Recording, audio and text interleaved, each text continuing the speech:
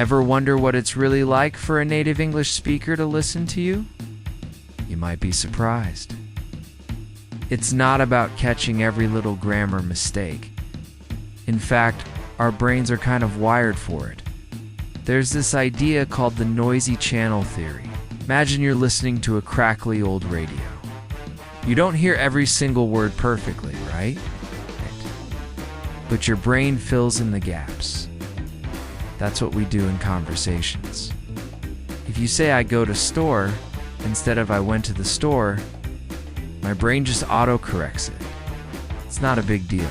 We expect a bit of noise and subconsciously fix it. So if grammar isn't the main hurdle, what is? Well, it comes down to rhythm. Think of English as a song. The real stumble points for us are when the music is off. The first is syllable stress. Take the word record. If you say record, you're talking about a vinyl disc. If you say record, you're talking about saving information. Stressing the wrong syllable can completely change a word's meaning and makes our brains work overtime to figure it out. Then there's sentence intonation. Native English has a natural abandon flow, like waves. When speech is flat, with no rise or fall, it's like listening to a constant, unchanging beep. It's really tiring. Forces us to concentrate much harder just to separate words and ideas. And finally, there's speaking speed. It's not about being fast or slow, but about being erratic. When someone speeds up, then suddenly slows down, then speeds up again without a clear reason, it breaks the conversational rhythm. These rhythmic glitches are what truly exhaust a native listener's brain, way more than a missed conjunction. So what should you focus on? Let's talk about a secret weapon, adjectives. Have the color in your story. If you say, I saw a dog, I get a basic picture.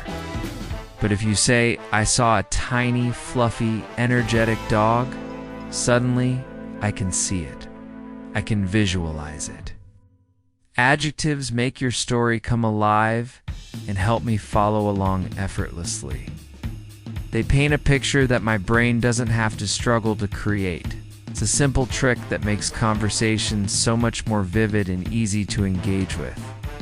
Now for another powerful tool, asking questions. When you're in a conversation, asking questions isn't just about getting information, it's a social hook. It shows you're interested and value my opinion.